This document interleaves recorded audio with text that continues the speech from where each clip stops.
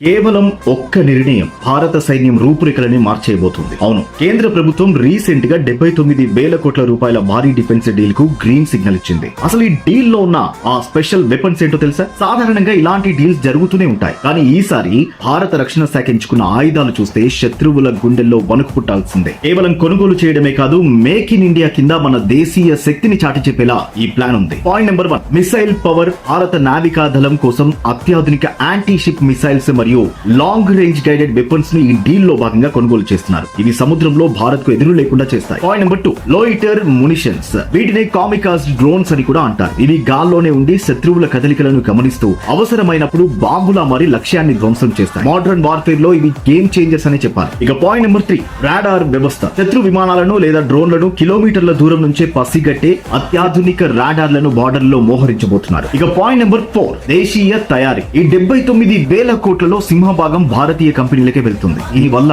మన దేశంలో ఉద్యోగ అవకాశాలు పెరగడమే కాకుండా రక్షణ రంగంలో మనం స్వయం సమృద్ధి సాధిస్తాం. బార్డర్ లో టెన్షన్లు పెరుగుతున్న వేళ మన సైన్యాన్ని ఇంతలా బలోపేతం చేయడం నిజంగా గర్వించదగ్గ విషయం. ఈ భారీ డీల్ పట్ల మీ అభిప్రాయం ఏంటి? కామెంట్స్ లో తెలియజేయండి. ఇలాంటి మరెన్నో డిఫెన్స్ అప్డేట్స్ కోసం ఫాలో చేయడం మాత్రం మర్చిపోకండి. ప్రపంచంలో ఏ విషయాన్నైనా అందరికన్నా ముందే తెలుసుకోవాలంటే డౌన్లోడ్ వే2న్యూస్ యాప్.